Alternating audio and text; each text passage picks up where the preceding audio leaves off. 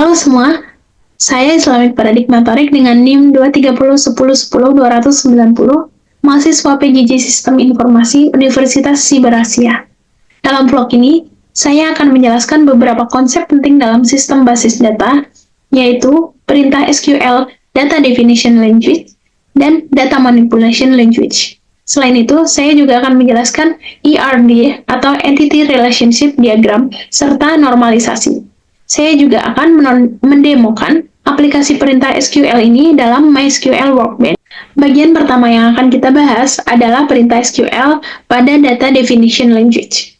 Data Definition Language itu adalah perintah dalam SQL yang digunakan untuk membuat, mengubah, dan menghapus struktur database. Contoh perintah Data Definition Language adalah create tabel untuk membuat tabel baru, alter table untuk mengubah struktur tabel, dan drop tabel untuk menghapus tabel. Yuk, kita langsung saja buka MySQL Workbench-nya. Nah, di sini kita sudah membuka aplikasi MySQL Workbench-nya. Nah, saya terlebih dahulu telah men-setting MySQL ini dan telah mengkoneksikan dengan localhost. Sekarang kita tinggal buka saja, klik continue anyway. Kemudian di dalam query ini, sebelum kita membuat perintah Data Definition Language, sebelumnya kita harus membuat database-nya terlebih dahulu. Misalkan nama database-nya adalah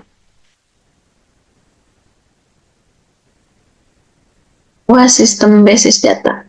Jangan lupa di akhir kita harus menggunakan titik koma, kemudian enter, kemudian kita jalankan dulu, kita klik execute.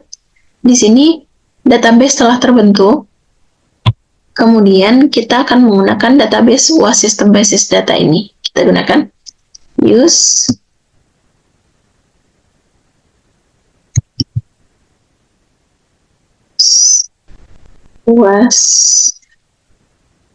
System Basis Data.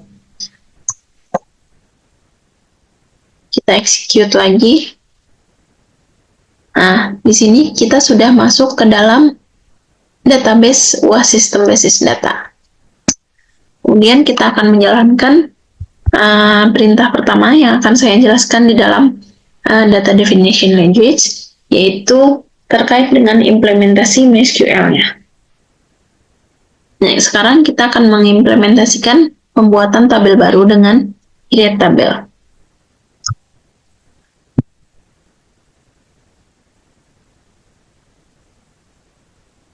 Create tabel, misalkan nama tabelnya ini adalah mahasiswa. Lalu kurung buka, kemudian misalkan dalam tabel ini berisi kolom NIM, dan sebagai NIM itu biasanya isinya angka ya, jadi kita tulis integer. Terus misalkan saya akan membuat ini sebagai primary key atau kunci primernya. Kemudian kolom selanjutnya, misalkan ada nama mahasiswa,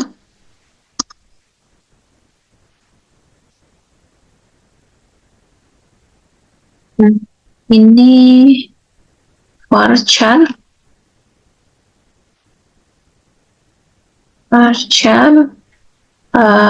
panjang karakternya kita juga harus di sini 35. Lalu saya buat lagi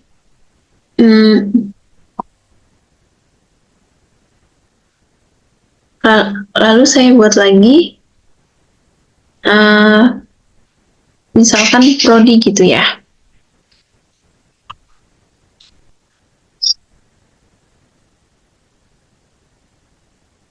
Ini varchar juga.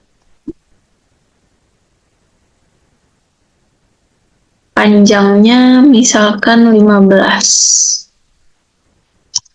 Kemudian kita akhiri dan kita execute. Nah, di sini tabel mahasiswa sudah terbentuk ya. Tabel mahasiswa ini berisi 3 kolom, yaitu NIM, nama mahasiswa, dan program studi. Selain membuat tabel baru, kita juga bisa mengubah struktur tabel menggunakan alter tabel. Perintah ini dapat digunakan untuk menambah, mengubah, dan menghapus kolom dalam tabel yang sudah ada. Pertama, kita akan lakukan dulu untuk menambah kolom baru. Misalnya, kita ingin menambahkan kolom email ke dalam tabel mahasiswa yang tadi telah kita buat dalam create tabel. Kita tuliskan dulu. Di sini alter table untuk tabel mahasiswa tadi. Kemudian kita add kolom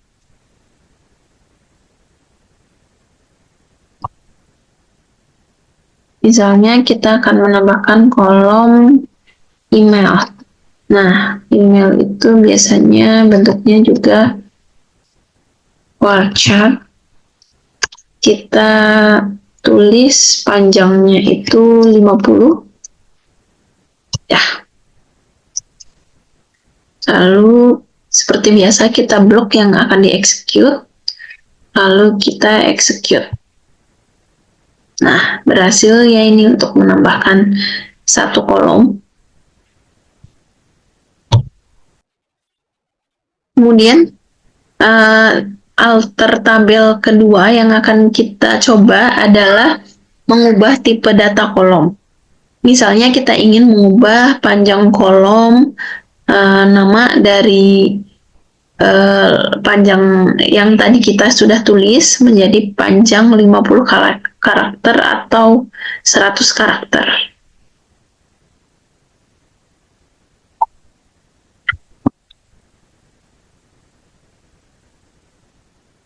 Code-nya kita tulis seperti ini. Alter tabel mahasiswa, terus kita kan mau mengubah tipe data, yaitu kita pakai modify kolom perintahnya. Terus kolom mana nih yang mau kita ubah? Kolom nama mahasiswa, nama mahasiswa yang mau kita ubah panjang karakternya. Jadi dari sebelumnya ada 35, kita akan ubah menjadi 50 saja. Lalu kita execute. Berhasil.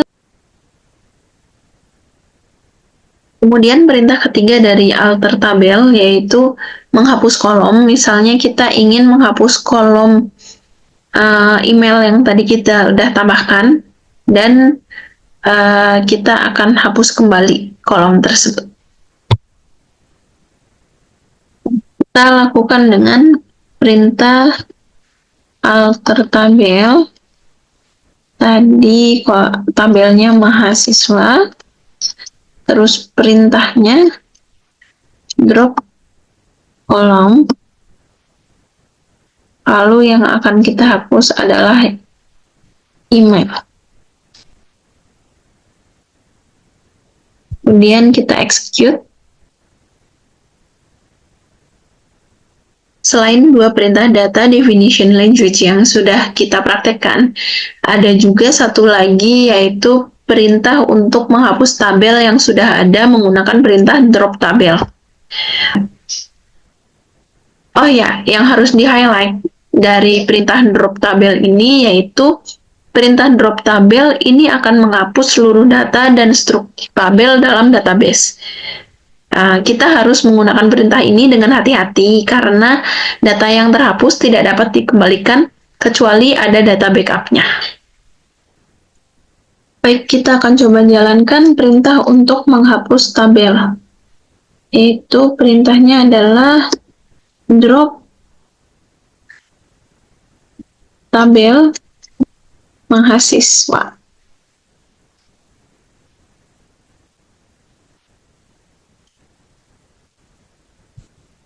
Perintah ini akan menghapus tabel mahasiswa beserta seluruh data yang ada di dalamnya jika ada datanya. Nah, perintah tabel ini udah selesai. Nah, sebenarnya untuk menghapus tabel itu ada dua cara. Selain dengan drop tabel mahasiswa, kita juga bisa menggunakan drop tabel if exists mahasiswa. Ini gunanya agar tidak terjadi error dalam perintah SQL jika data tabel tersebut tidak ditemukan. Misalkan, saya akan membuat perintah drop tabel if exists mahasiswa.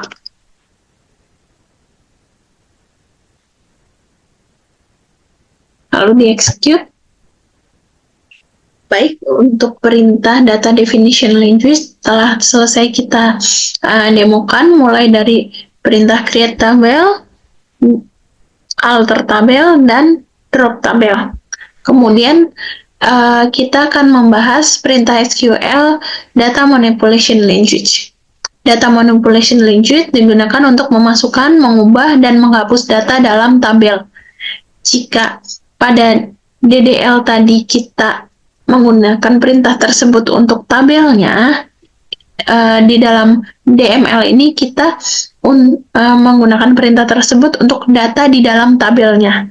Contoh perintah dalam DML ini ada 3 juga, yaitu ada insert into digunakan untuk menambah data, ada update digunakan untuk mengubah data, dan ada delete digunakan untuk menghapus data. Yuk kita mulai praktekkan dulu, dimulai dari insert into. Baik, sebelum kita menambahkan perintah insert into, terlebih dahulu kita tambahkan kembali tabel mahasiswanya, karena sebelumnya pada perintah terakhir di data definition language, kita telah menghapusnya. Tapi kita ubah karakternya menjadi 50 karakter untuk nama mahasiswa dan 50 karakter untuk program studi. Lalu kita jalankan. Sudah berhasil. Lalu kita cek dulu apakah sudah ada tabelnya dengan perintah select from mahasiswa.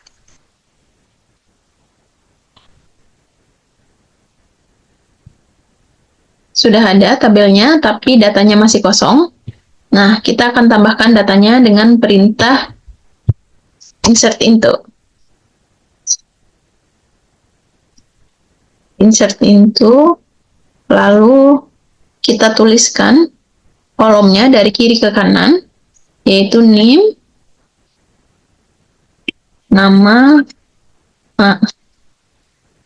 mahasiswa, kemudian prodi, kemudian kita tulis value-nya,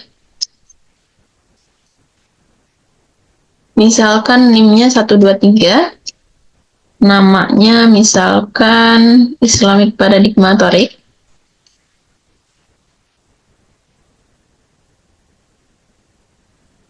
dan misalkan prodinya adalah sistem informasi.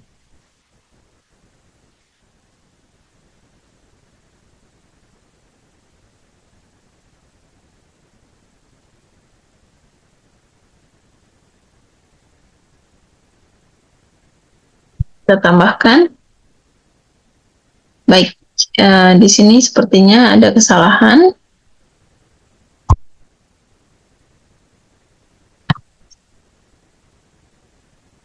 Pada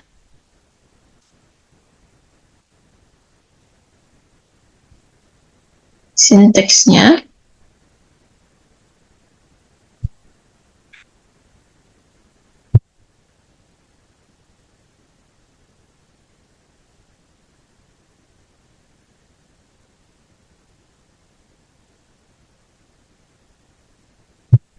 Nah, saya kurang di sini. Insert into-nya belum mengarah ke tabel mana. Tabelnya tabel mahasiswa, baru kemudian kolomnya dituliskan. Kita run kembali. Sudah berhasil. Kita coba lagi untuk jalankan tabelnya dengan perintah select from mahasiswa. Nah, data pertama sudah ada. Kita coba lagi insert untuk dua data yang lainnya.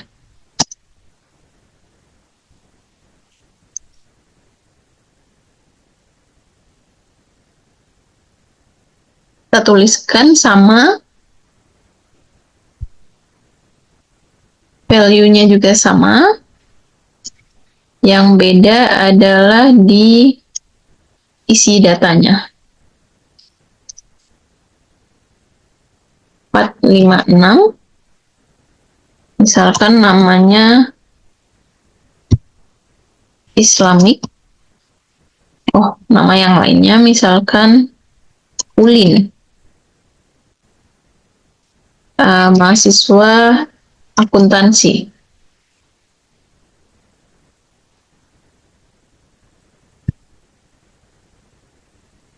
Yang kita jalankan, kita tambahkan satu lagi dulu. Kita copy perintahnya. Lalu kita isi.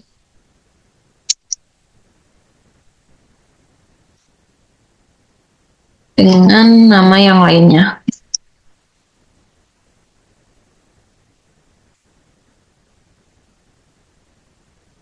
Dan prodi yang lainnya.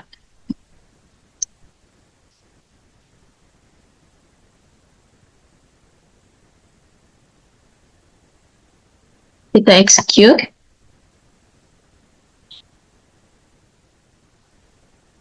Berhasil. Kemudian kita coba lagi lihat untuk tabel dan datanya. Sudah ada. Baik, perintah ini telah menambahkan data mahasiswa ke dalam tabel dan menampilkan semua data yang telah dimasukkan. Selain perintah insert into atau menambahkan data ini, selanjutnya kita juga akan mencoba untuk mengubah data yang sudah ada dalam tabel menggunakan perintah update. Yang harus kita highlight dari perintah update itu, kita harus menggunakan where dengan hati-hati. Jika tidak ada klausa where, semua data dalam tabel akan diperbaharui. Pastikan kondisi where sudah sesuai dengan data yang akan kita update agar hanya baris yang diinginkan yang diubah. Contoh implementasinya, kita akan mengubah nama mahasiswa berdasarkan NIM-nya. Misalnya, kita akan memperbaharui nama mahasiswa dengan NIM 123 tadi menjadi Islamic P.Atorik. Kita akan menjalankannya dengan perintah update, lalu nama tabelnya mahasiswa, kemudian set namanya, nama mahasiswa sama dengan nama yang akan diubah tadi, Islamic P.Atorik. Kemudian kita tambahkan klausa where NIM sama dengan 123.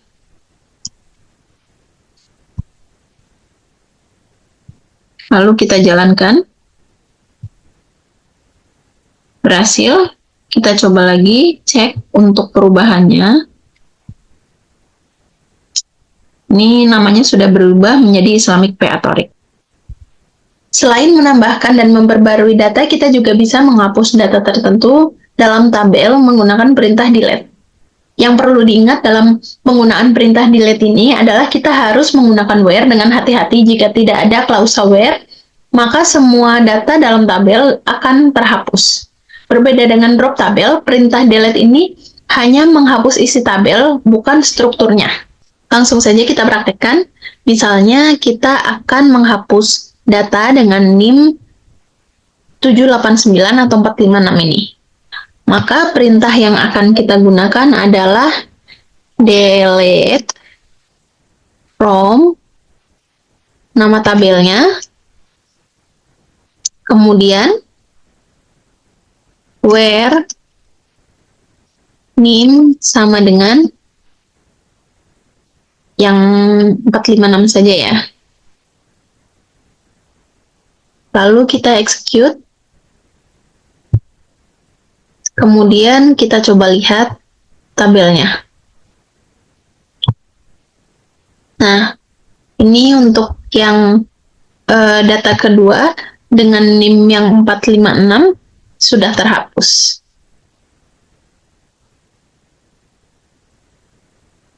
Nah, untuk perintah delete form mahasiswa ini sebenarnya masih ada yang lainnya, yaitu misalnya kita ingin menghapus semua mahasiswa dari program studi sistem informasi, misalkan ada banyak gitu ya. Kita bisa menggunakan delete form mahasiswa where prodi sama dengan sistem informasi. Maka semua mahasiswa sistem informasi akan terhapus datanya.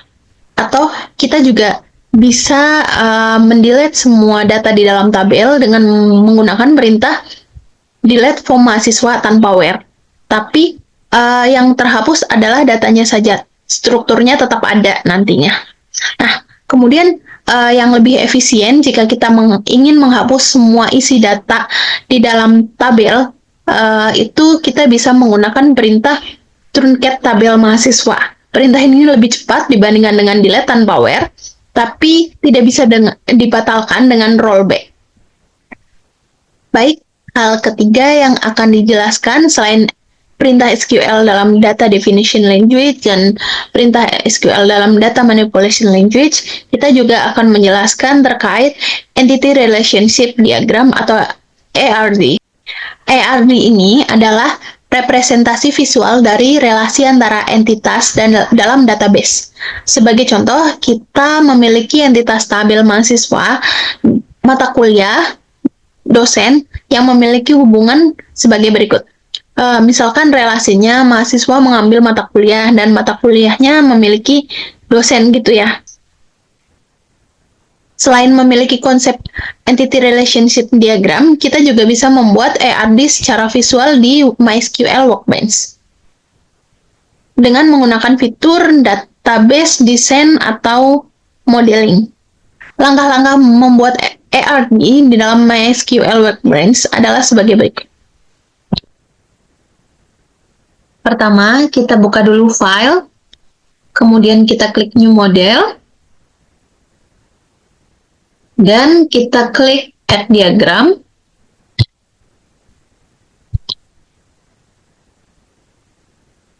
Nah, kemudian kita telah muncul tampilan IER diagram. Misalnya kita membuat tabel pertama, yaitu kita taruh di sini di dalam lembar kerja, double klik. Tabel pertama ini misalkan kita buat tabel dengan nama data mahasiswa dan terdiri dari NIM, nama,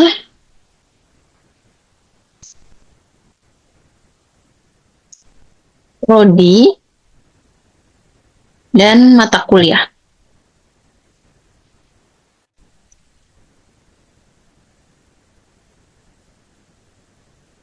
Dan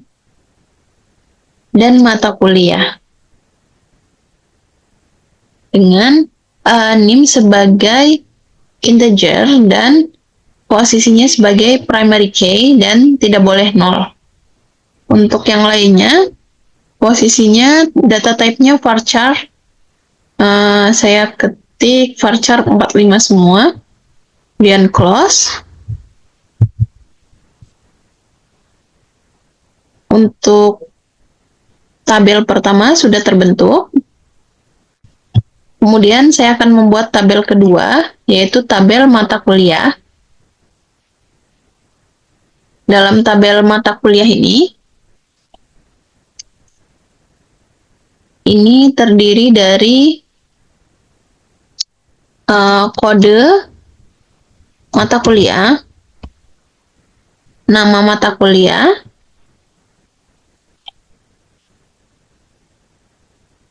dan jumlah SKS.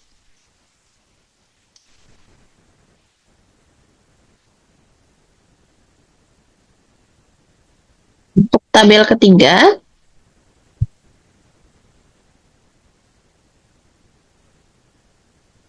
saya buat tabel dosen pengampu.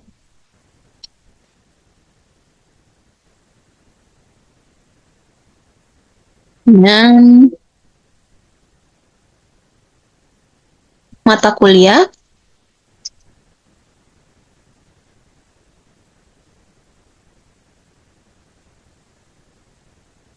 sebagai varchar,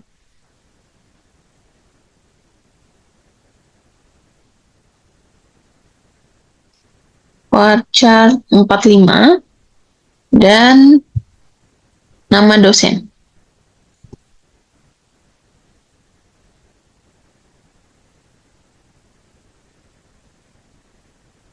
Untuk tabel ketiga seperti ini saja isinya.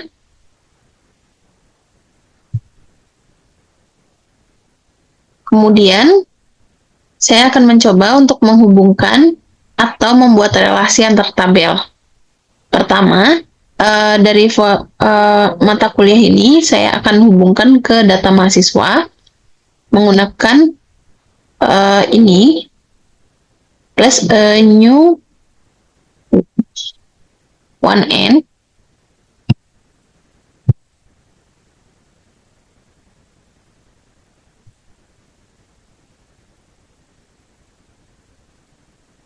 mk pada di sini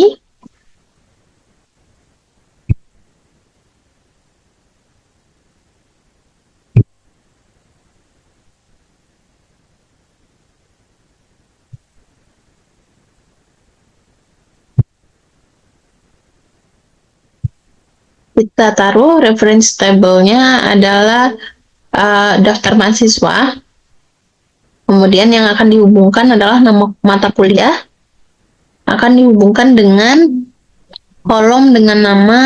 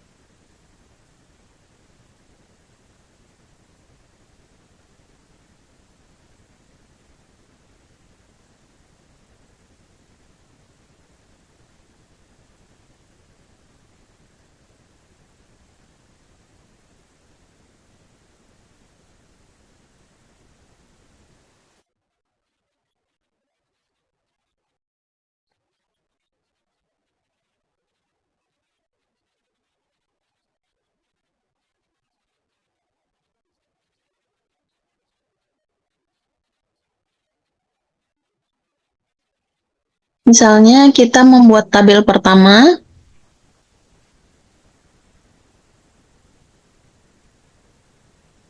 Misalnya kita membuat tabel pertama, yaitu kita taruh di sini di dalam lembar kerja, double klik.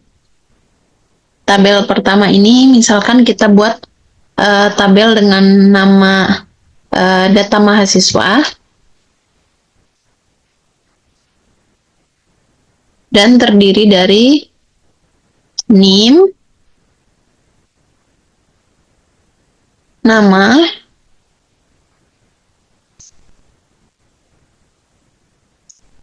prodi, dan mata kuliah.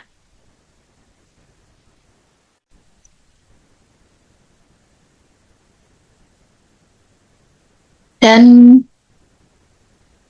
mata kuliah dengan NIM sebagai integer dan posisinya sebagai primary key dan tidak boleh 0. Untuk yang lainnya, posisinya data type-nya varchar. Saya ketik varchar 45 semua, kemudian close. Untuk tabel pertama sudah terbentuk. Kemudian saya akan membuat tabel kedua, yaitu tabel mata kuliah. Dalam tabel mata kuliah ini terdiri dari kode mata kuliah, nama mata kuliah,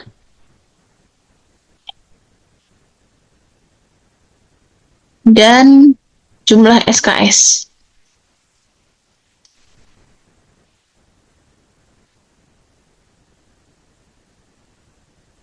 Untuk tabel ketiga,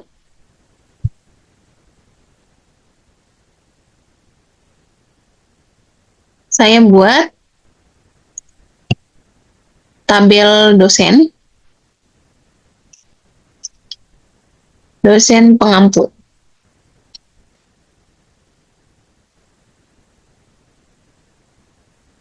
Dengan mata kuliah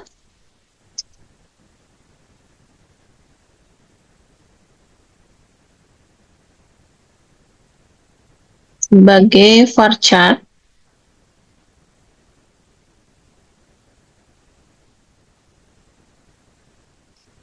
varchar 45 dan nama dosen.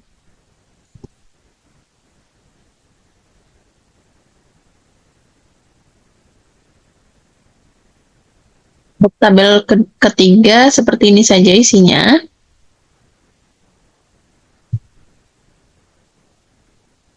Kemudian saya akan mencoba untuk menghubungkan atau membuat relasi antar tabel.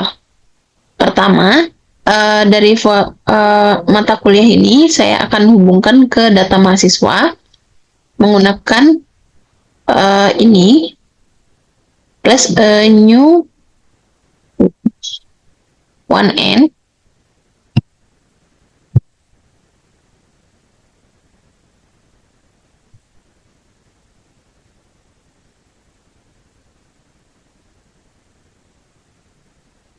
kemudian saya akan double klik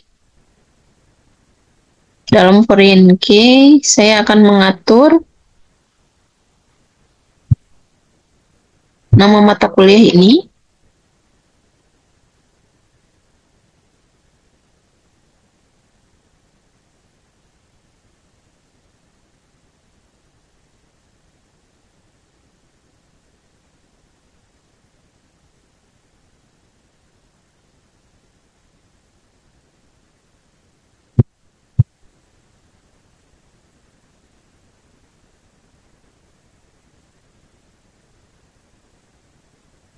tidak bisa. Nah, sudah tercreate. Ini sudah tercreate antara data mahasiswa sebagai foreign key di dari Dari relasi ini terlihat bahwa dalam mata kuliah ada data mahasiswa sebagai foreign key-nya. Kemudian saya akan hubungkan lagi dengan dosen pengampu. Saya akan hubungkan dari sini ke sini.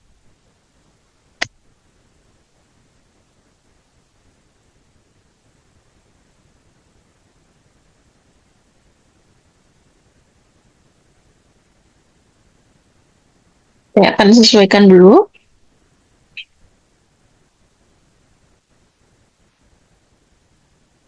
Nah, di sini ada foreign key dosen pengampu. Jadi ketika saya akan di sini, dosen pengampu ini akan muncul juga di mata kuliah.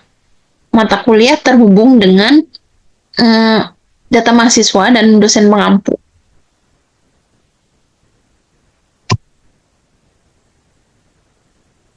Kita telah selesai membuat IRD dan kita bisa mengekspornya dalam bentuk gambar dengan menggunakan file export dan export as PNG, kemudian tulis namanya,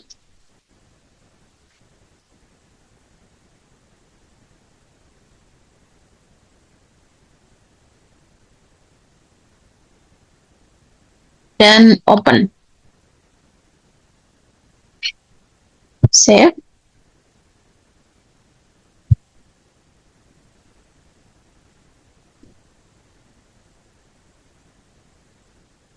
Untuk pembahasan IRD sudah cukup sampai di sini. Kemudian untuk selanjutnya kita akan membahas terkait normalisasi. Kemudian penjelasan pada bagian selanjutnya adalah normalisasi. Normalisasi adalah teknik untuk menghilangkan redundansi data dan memastikan efisiensi penyimpanan dalam database. Tahapan normalisasi sendiri terdiri dari 3 bagian. Yang pertama, first normal form, yaitu menghilangkan data duplikat dalam satu tabel. Kemudian ada second normal form, yaitu memisahkan atribut yang tidak bergantung pada primary key. Dan yang ketiga, ada third normal form, yaitu menghilangkan ketergantungan transitif. Dalam vlog ini, kita akan memulai dari sebuah database yang belum dinormalisasi, lalu menerapkan normalisasi langkah demi langkah di MySQL Workbench. Yang pertama, kita akan melakukan dulu pembuatan database sebelum dinormalisasi. Misalnya kita memiliki database akademik dengan tabel mahasiswa mata kuliah yang belum dinormalisasi. Kemudian kita membuat sebuah tabel dengan create tabel. Nama tabelnya misalkan mahasiswa mata kuliah. Lalu kurung buka. Kemudian kolom pertama name sebagai primary key dengan datanya integer. Kemudian kolom selanjutnya nama dengan jenis data varchar, panjangnya 50. Kemudian ada data prodi varchar 50. Kemudian mata kuliah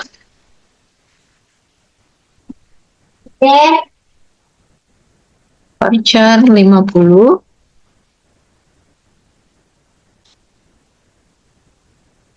Kemudian SKS integer dan dosen varchar 50. Kemudian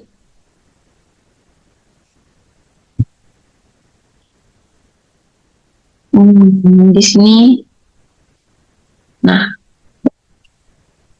kemudian saya coba execute, belum berhasil. Oh, saya lupa untuk select database-nya. Use database academic.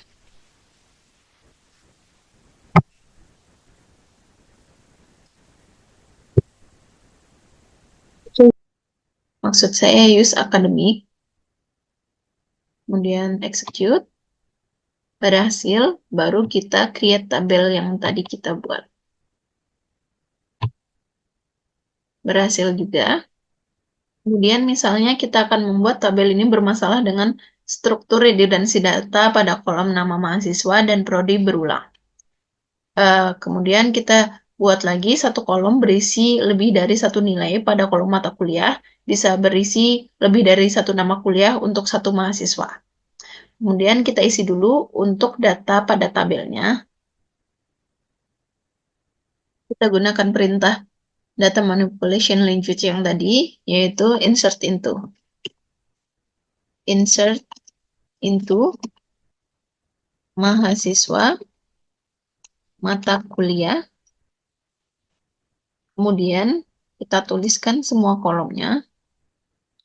Ada NIM, kemudian nama, ada prodi,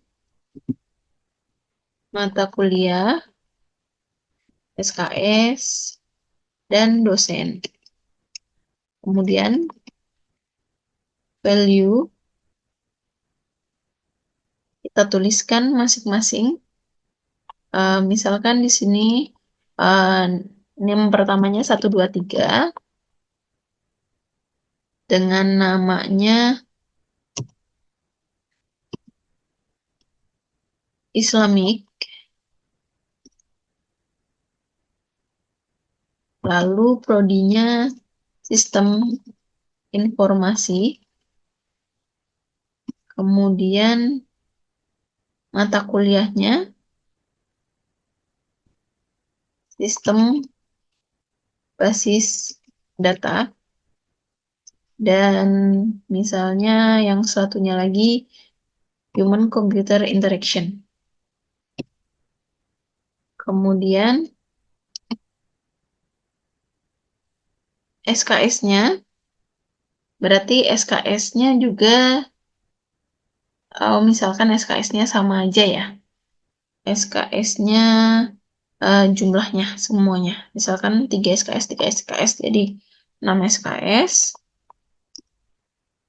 Kemudian untuk data dosennya, misalkan Pak Novidian dan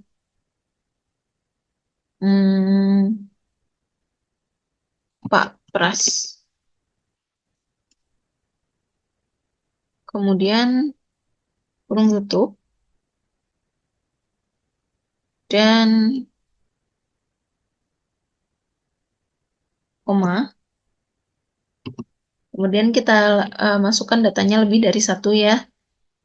Sisanya kita copy saja dan kita ganti isi datanya.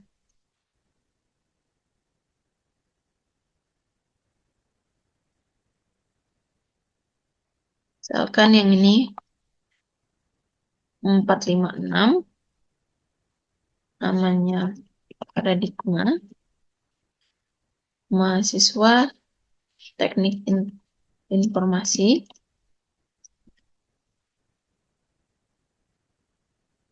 mata kuliahnya misalkan ini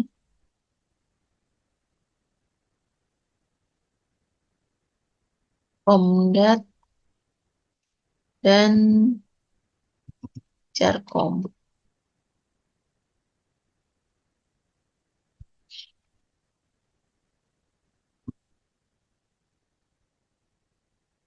Lalu dosen pengampunya misalkan Pak Lukman dan Ilahi. Kemudian untuk data ketiga,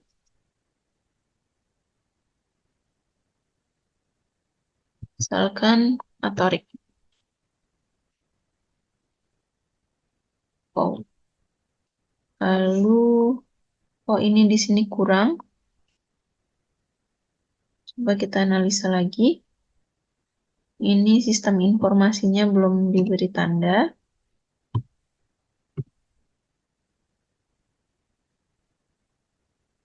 Teliti lagi.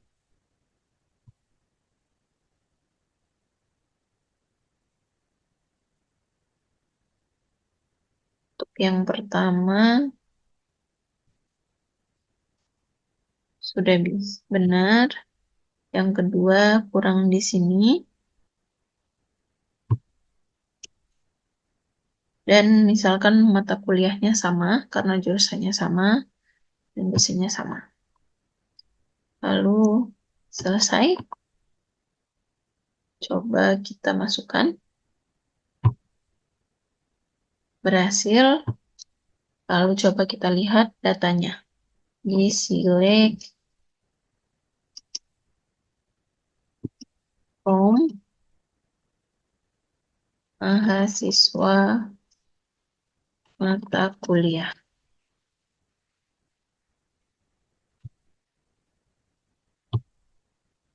Sudah ada datanya. Masalah dengan data ini yaitu pada kolom mata kuliah terdapat 2 nilai dan pada kolom dosen juga terdapat 2 nilai. SKS pun ini adalah jumlah dari keseluruhan jumlah mata kuliah. Kemudian setelah data ini dibuat, kita akan masuk pada proses normalisasi. Yang pertama, kita akan masuk ke step first normal form. Di sini kita akan memastikan bahwa dalam satu sel atau kolom hanya terdapat satu nilai atomik. Dan kita juga akan memisahkan data berulang ke baris yang terpisah.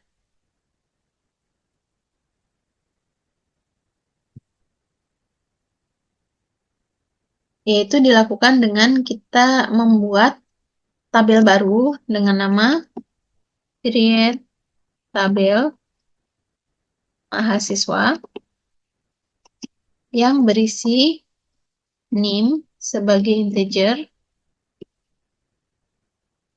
dan primary key. Kemudian berisi juga nama dengan jenis varchar 50. Kemudian ada prodi dengan jenis varchar dengan panjang 50 juga.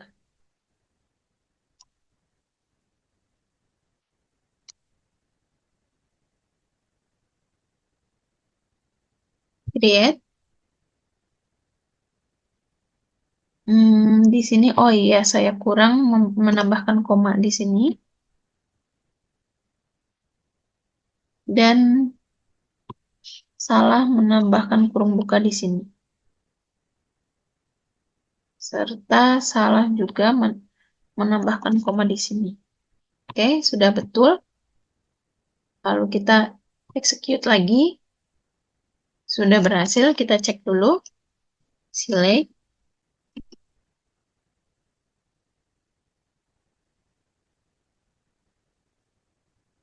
Select form mahasiswa.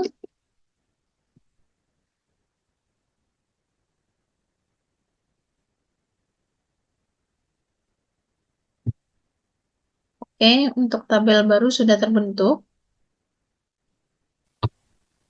Selanjutnya kita akan membuat tabel juga, yaitu dengan nama tabel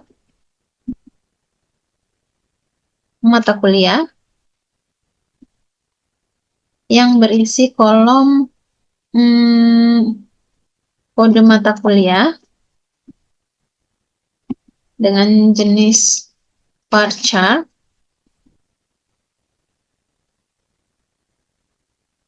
lengthnya misalkan 25, dan saya akan menjadikannya menjadi primary key.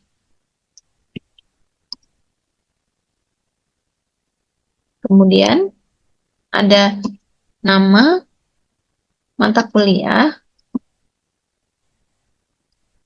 varchar 25 atau 50 saja. Kemudian lanjut, ini ada SKS, jenisnya integer 2. Lalu kurung tutup, dan kita create, execute. Ini integer display with is with we remove future release. Mungkin kita tulis integer saja.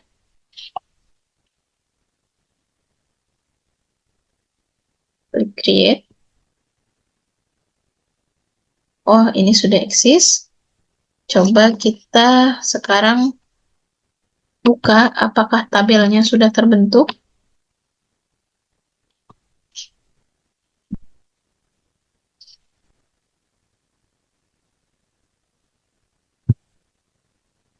Sudah ada kode mata kuliah, nama mata kuliah, dan SKS.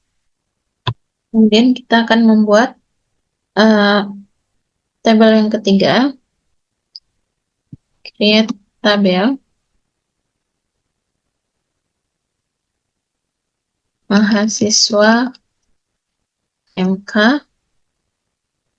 Lalu kita buat di sini ID integer auto increment.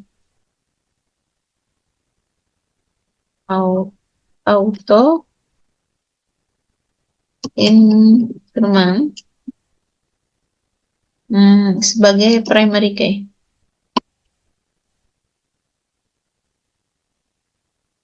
Kemudian ada name as integer. Kemudian ada juga kolom untuk kode mata kuliah dengan varchar 25. Kemudian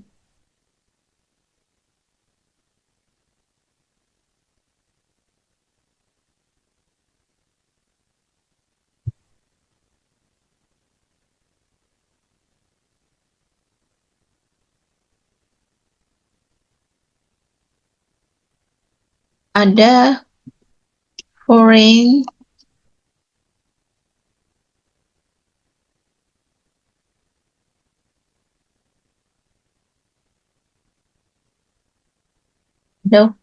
key untuk name. Referensinya dari tabel mahasiswa di bagian kolom name. Lalu ada juga kolom untuk foreign key dari kode mata kuliah.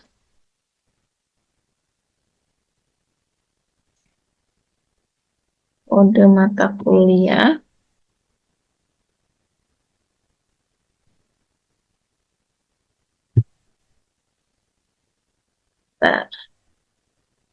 Kode mata kuliah dengan referensi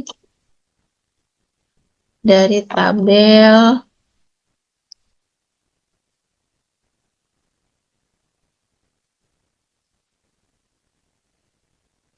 apa nih? Tabel mata kuliah.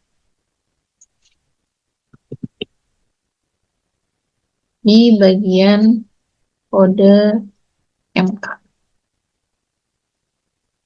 Di bagian kode MK, betul. Enter, lalu kurung tutup. Lalu kita create. Oh, kebanyakan. Terlalu banyak. Coba kita naik satu-satu. Oke, ada kesalahan di bagian auto increment kayaknya.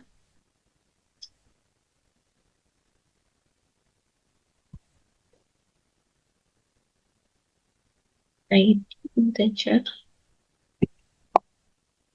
auto increment.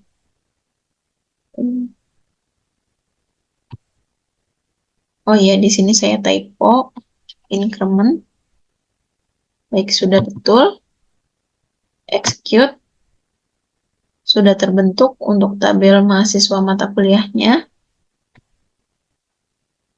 Kemudian perbaikan untuk first normal form-nya itu mahasiswa dan mata kuliah dipisahkan tabelnya, dan relasi antara mahasiswa dan mata kuliah dibuat dalam tabel terpisah, yaitu tabel mahasiswa underscore MK.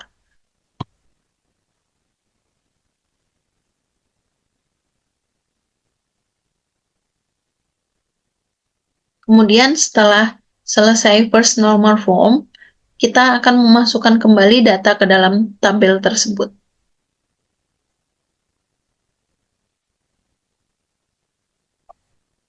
Yang pertama, kita akan melakukan menambah data atau menulis ulang data tersebut ke dalam tabel mata kuliah dengan insert into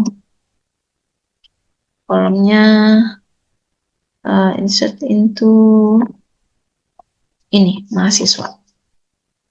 Nama dengan kolom NIM, nama prodi. Itu mahasiswa, NIM, nama prodi, values, kemudian values-nya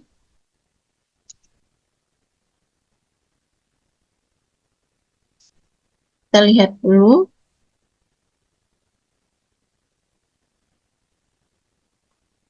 Kita copy saja. Di sini ada NIM, nama, prodi. Berarti sisanya kita hapus saja.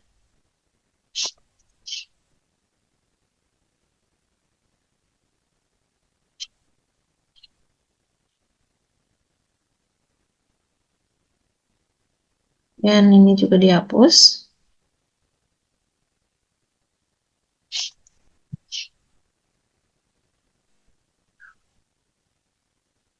Kemudian kita klik execute.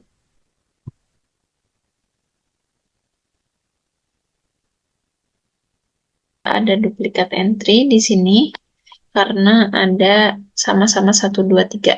Di sini saya lupa untuk mengganti menjadi 7, 8, 9.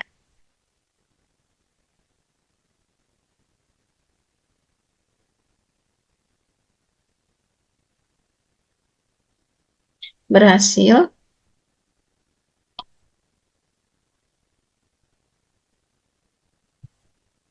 Kemudian kita coba untuk melihat tabel mahasiswanya. Sudah terisi.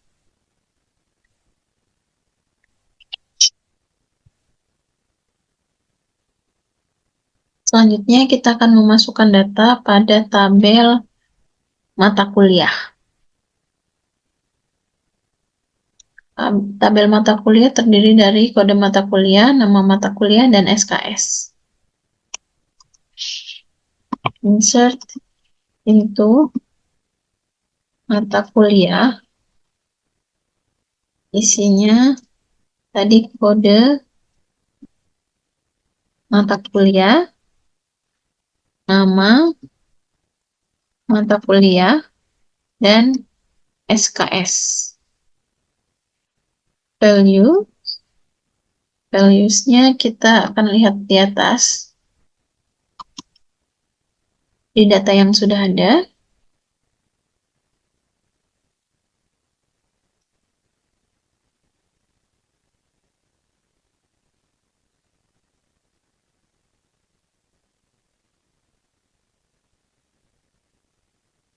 Kemudian saya akan mengkopinya.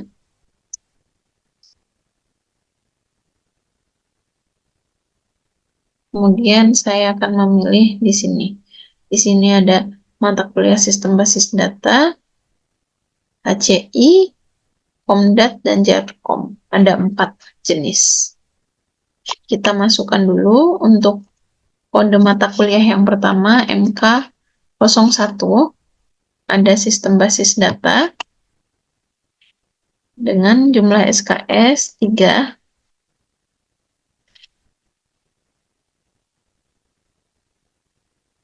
Kemudian ada yang kedua, MK02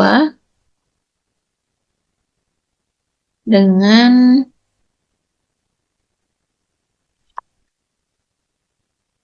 nama mata kuliah Komdat,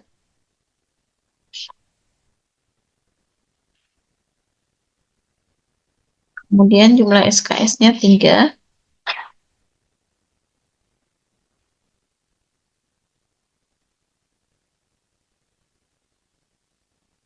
Satu lagi untuk kode MK03 ada di mata kuliah Jarkom dengan jumlah SKS 3 juga.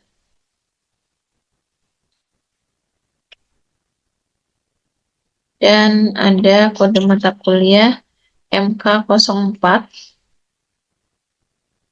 dengan mata kuliah HCI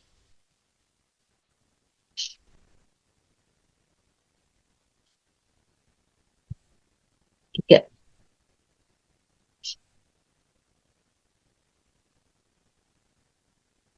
Kita akan coba execute. Berhasil. Lalu kita coba jalankan untuk melihat tabelnya. Berhasil juga. Kemudian kita isikan juga data untuk tabel ketiga yang memiliki 2 referensi foreign key. Tabel ketiga ini mahasiswa mata kuliah. Kita ketikkan insert into mahasiswa mata kuliah dengan yang kita insert hanya NIM dan kode mata kuliahnya saja, karena nanti untuk yang foreign key-nya akan otomatis dari tabel mahasiswa dan tabel mata kuliah. Jadi apa?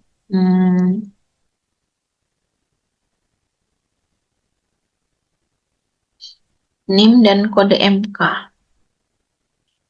NIM dan kode MK value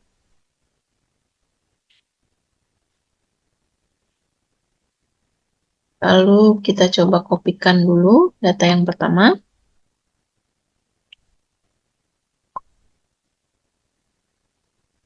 Kemudian kita paste, berarti NIM-nya, maaf yang ini NIM-nya 789 untuk Islami. Mata kuliahnya sistem informasi sama HCI. HCI tadi 04, kalau sistem basis data MK01. Berarti kita cukup isikan ini.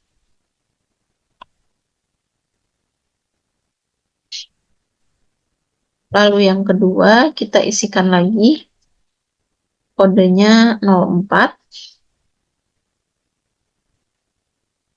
Kemudian untuk Komdat dan Jarkom berturut-turut di kode 02 dan 03. Kita tuliskan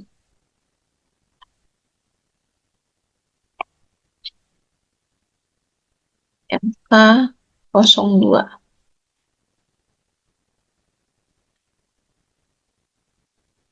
Kita tulis lagi MK03.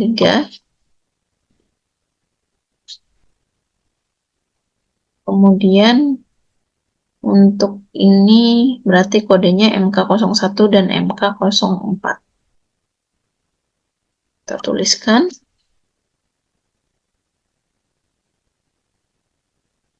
MK01,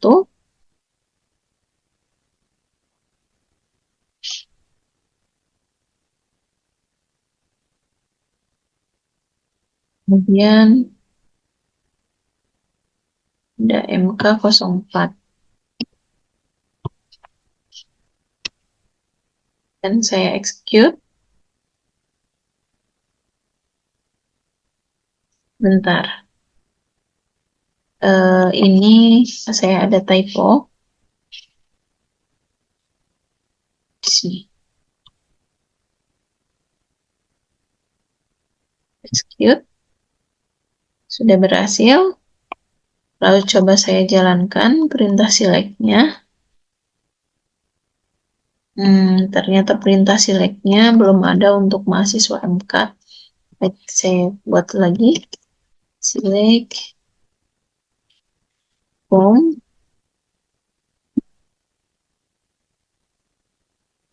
mahasiswa MK.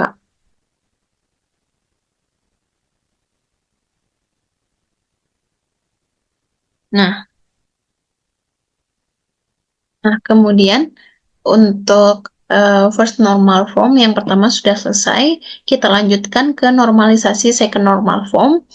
Ya, hal ini kita lakukan dengan menghilangkan ketergantungan parsial terhadap primary key. Kemudian jika tabel memiliki composite key, kita akan memastikan semua atribut bergantung sepenuhnya pada primary key. Setelah second normal form, masih ada nama dosen mata kuliah dalam tabel mata kuliah. Dosen bukan atribut mata kuliah secara langsung, tapi sebagai entitas tersendiri. Maka kita akan memisahkan dosen ke dalam tabel tersendiri.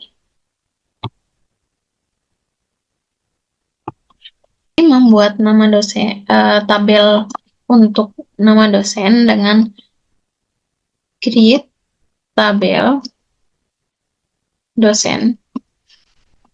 Kemudian isinya ada nomor induk dosen, integer sebagai primary key. Kemudian kolom selanjutnya adalah dosen sebagai varchar dengan panjang 50. Kemudian kurung tutup dan kita create. Setelah itu coba kita cek.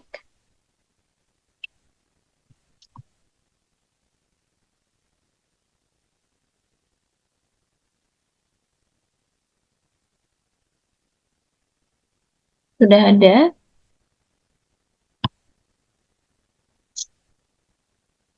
Kemudian kita akan menambahkan satu kolom pada mata kuliah yang berisi nomor induk dosen.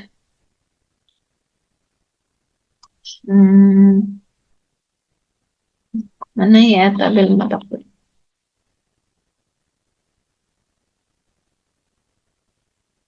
Di sini mata kuliah saya akan tambahkan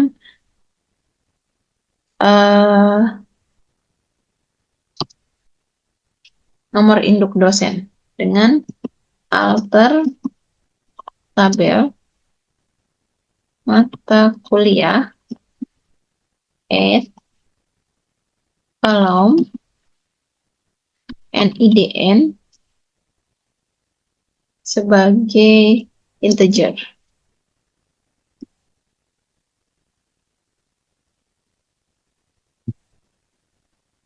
Setelah itu kita akan menambahkan alter tabel pada mata kuliah dengan foreign key,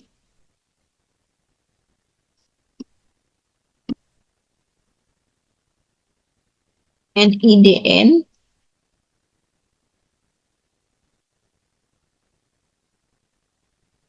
merefer ke tabel dosen dengan kolom yang sama yaitu NIDN.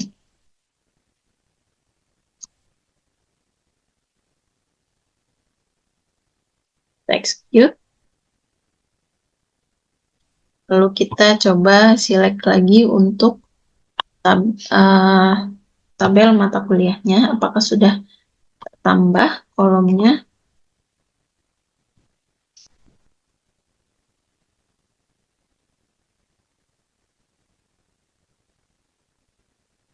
Baik, sudah ada. Second normal form, perbaikannya adalah dosen menjadi entitas terpisah sehingga tidak ada duplikasi nama dosen di banyak mata kuliah. Selanjutnya, kita akan memasukkan data dosen ke dalam tabel dosen. Insert into tabel dosen yang berisi NIDN dan berisi dosen. Kemudian value-nya kita coba ambil dari sini.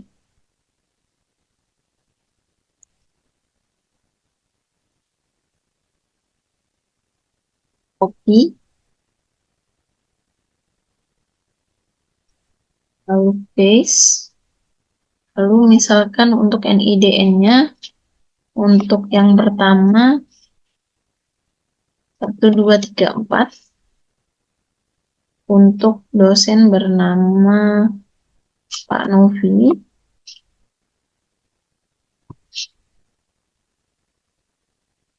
dan untuk mata kuliah yang kedua yaitu 1235 untuk Pak Lukman.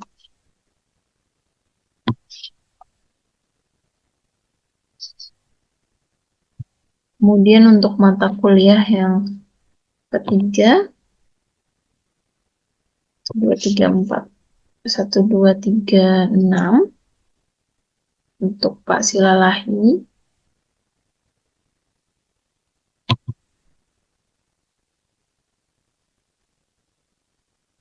Dan 1237 untuk Pak Pras.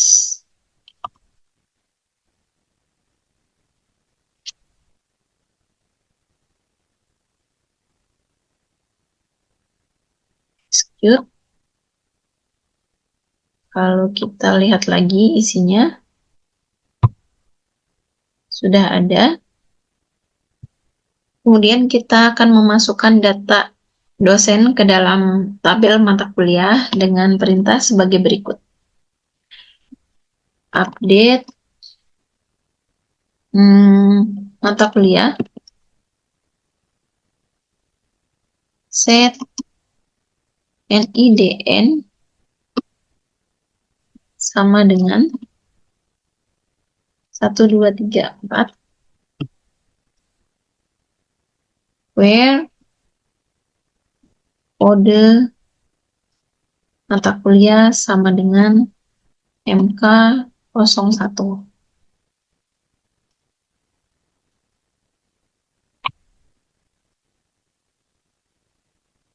Kemudian kita update juga untuk keempat data di atas. Untuk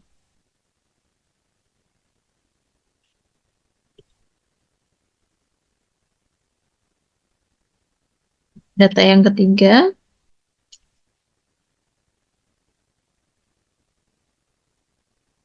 kemudian kode mata kuliah yang keempat.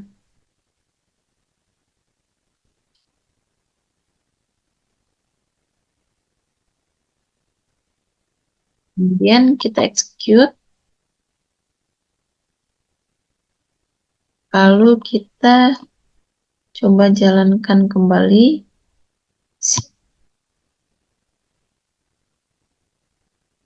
di tabel mata kuliah.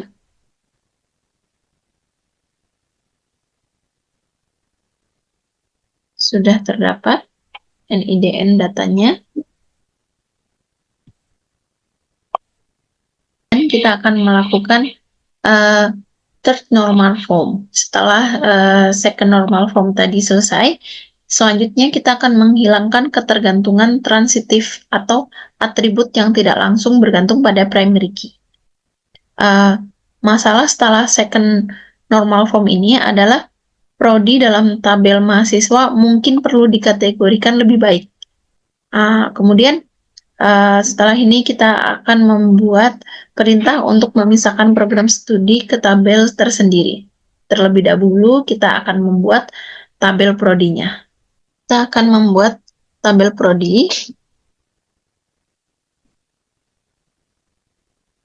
yang berisi kode prodi dengan varian data varchar, lengthnya 50 sebagai primary key, kemudian nama prodi dengan varchar 50.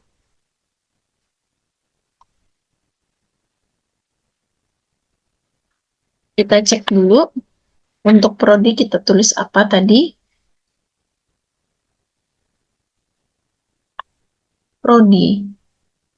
Baik, di sini kita tulis prodi saja.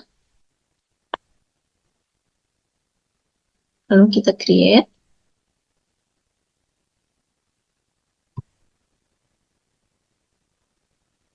We have an error. Errornya ada di sini. Saya typo lagi.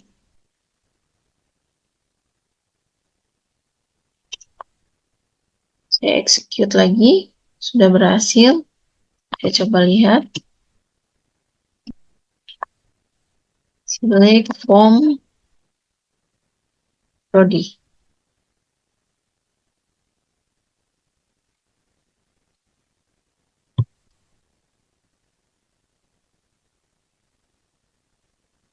Saya typo lagi.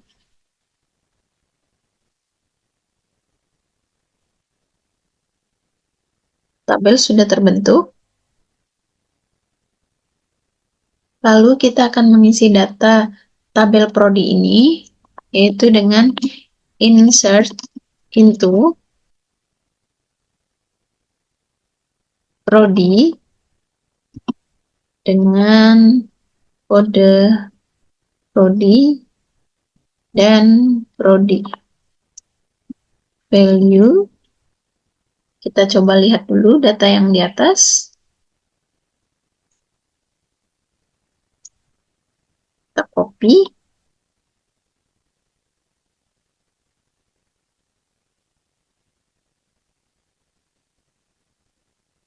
Ada 2 prodi, sistem informasi dan teknik informasi. Untuk yang ketiga, saya hapus saja.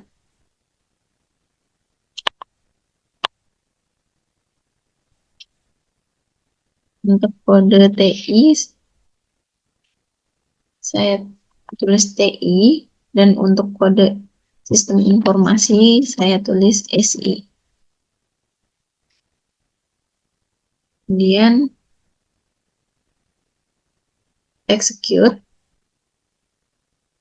Coba saya lihat lagi. Baik, dalam tabel sudah ada datanya.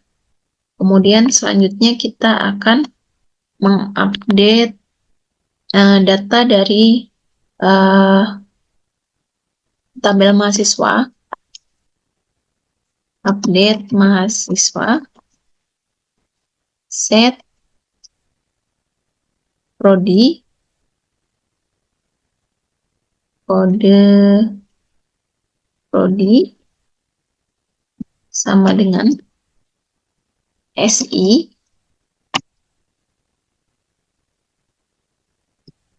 di mana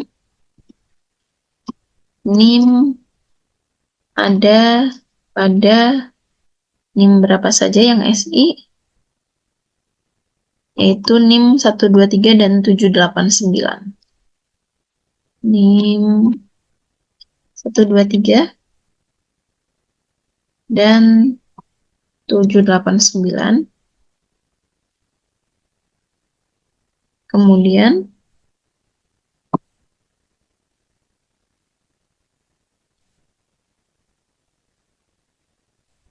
saya juga akan update untuk prodi TI dalam di NIM, karena tadi hanya ada satu untuk prodi TI, jadi langsung saja NIM sama dengan 456. Kemudian saya execute.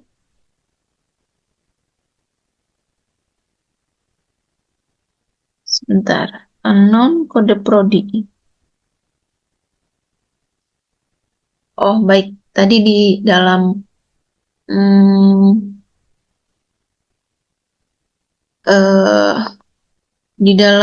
mahasiswa itu adanya prodi, tidak ada kode prodi. Kita jalankan, berhasil, lalu kita coba select mahasiswa.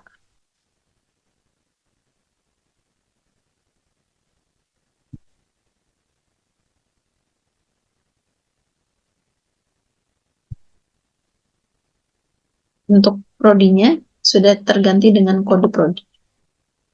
Hasil akhir dari skema database yang sudah dinormalisasi ke third normal form, yaitu struktur database sudah normalisasi tabel mahasiswa dengan menyimpan data mahasiswa tanpa redundansi. Kemudian ada tabel mata kuliah yang menyimpan mata kuliah dengan atributnya. Kemudian ada tabel mahasiswa mata kuliah yang berisi relasi antara mahasiswa dan mata kuliah. Kemudian ada tabel dosen yang menyimpan informasi dosen terpisah dari mata kuliahnya. Dan terakhir, kita telah membuat tabel prodi yang menyimpan informasi program studi secara terpisah.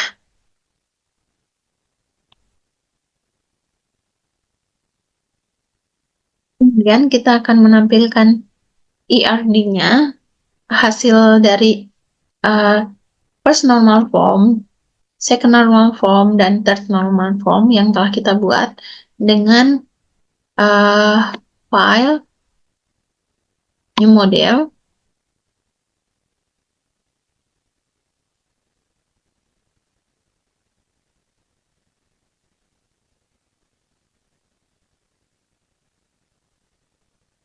Kemudian buka database, lalu reverse engineer.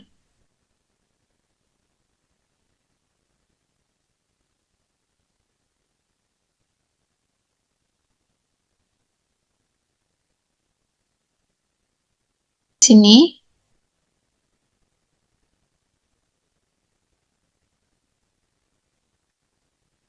kita akan masuk ke localhost, kemudian next,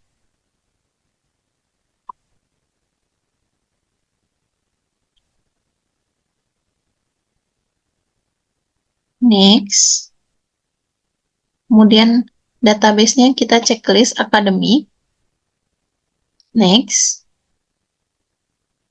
next, next, kita tunggu, next, next.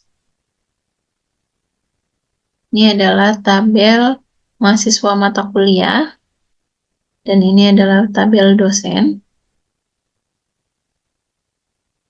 Kemudian ini adalah tabel mata kuliah Dan terakhir ini adalah tabel mahasiswa. Dari hasil normalisasi ini, dapat kita simpulkan bahwa perintah SQL untuk DDL dan DML juga dilakukan dalam proses normalisasi. Cara pembuatan ARD juga bisa dilakukan setelah normalisasi selesai, dan cara normalisasi seperti anormalis form hingga third normalis form untuk menghindari redundansi, mengurangi interkoneksi, dan mempermudah pengelolaan data telah dilakukan. Semoga vlog ini bermanfaat bagi kita